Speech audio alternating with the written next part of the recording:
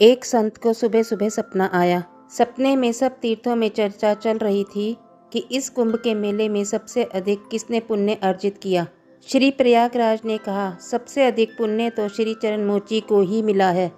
गंगा मैया ने कहा, लेकिन श्री चरण मोची तो गंगा में स्नान करने ही नहीं आया था।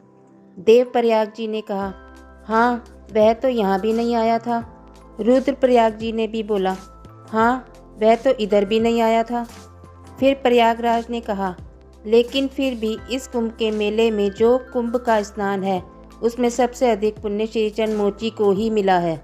सब तीर्थों ने प्रयागराज से पूछा, श्रीचरण मोची किधर रहता है और वह क्या करता है। श्री प्रयागराज जी ने कहा, वह श्रीचरण मोची जूता की सिलाई करता है और केरल प्रदेश के दीवा गांव में रहता है। इतना स्वप्न देखकर वह संत नींद से जाग गए और मन ही मन सोचने लगे कि क्या यह भ्रांति है या यह सत्य है। सुबह प्रभात में सपने अधिकतर सच्चे ही होते हैं, इसलिए उन संत ने इसकी खोजबीन करने की सोची। जो जीवन मुक्त संत महापुरुष होते हैं वह निश्चय के बड़े ही पक्के होते हैं। और फिर वह संत चल पड़े केरल दिशा की ओर। स्वप्न को याद करते और किसी किसी को पूछते पूछते वह दीवा गांव में पहुंच ही गए। जब गांव में उन्होंने श्रीचरण मोची के बारे में पूछा तो उनको श्रीचरण मोची का घर मिल ही गया। संत के सपने की बात सत्य निकली। वह संत उस श्रीचरण मोची से मिलने गए। श्रीचरण मोची संत को देखकर बहुत ही भाव विभोर हो गया और कहा, महाराज, आप मेरे घर पर? मैं तो जाति से चमार हूँ, हमसे तो लोग दूर दूर रहते हैं और आप संत होकर मेरे घर आए। मेरा तो चमड़े का धंधा है, मैं वर्ण से शूद्र हूँ, अब तो उम्र से भी लाचार हो गया हूँ, बुद्धि और विद्या से अनपढ़ हूँ। मेरा सौभाग्य है कि आप मेरे घर पधारे। संत ने कहा, हाँ, मुझे एक स्वप्न आया था, उसी कारण मैं यहाँ आया हूँ।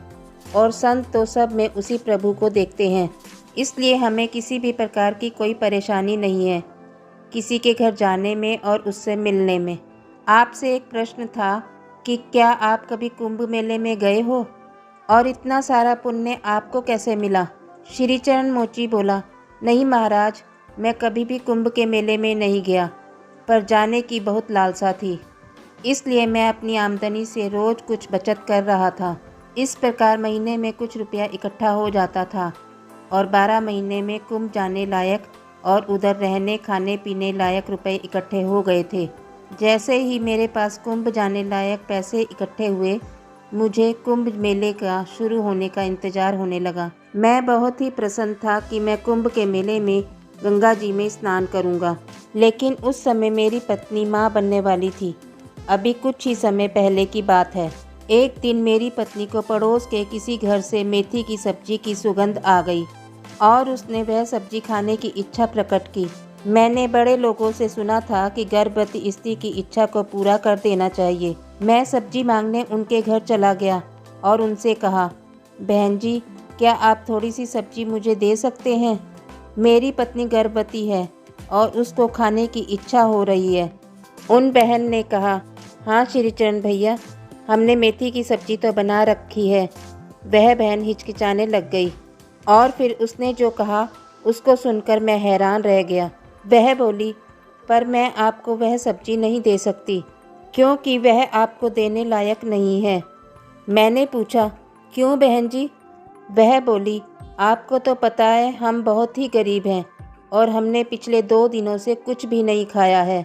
भोजन की कोई व्यवस्था नहीं हो पा रही थी। आपके जो यह भैया हैं वह काफ़ी परेशान हो गए थे, सबसे कर्जा भी लिया हुआ था। उनको जब कोई उपाय नहीं मिला तो भोजन के लिए घूमते घूमते शमशान की ओर चले गए। वहाँ किसी ने मृत्यु के बाद अपने पितरों के निमित्त यह सब्जी रखी हुई थी। यह वहाँ छिप छिपा कर गए और वहाँ से यह सब्जी लेकर आ गए। अब आप ही कहो, मैं किस प्रकार यह अशुद्ध और अपवित्र सब्जी आपको दे दूँ।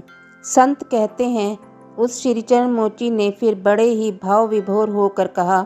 श्रीचरण बोला, यह सब सुनकर मुझको बहुत ही दुख हुआ कि इस संसार में केवल मैं ही गरीब नहीं हूँ जो टका टका जोड़कर कुंभ मेले में जाने को कठिन समझ रहा था।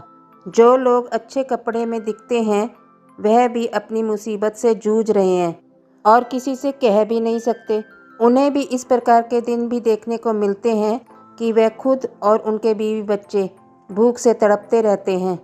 मुझे बहुत ही दुख हुआ कि मेरे पड़ोस में ऐसे लोग भी रहते हैं और मैं टका टका बचा कर गंगा स्नान करने जा रहा हूँ।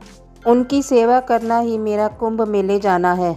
मैंने जो कुंभ मेले में जाने के लिए रुपए इकट्ठे किए हुए थे वह घर से निकाल कर ले आया और सारे पैसे उस बहन के हाथ में रख दिए।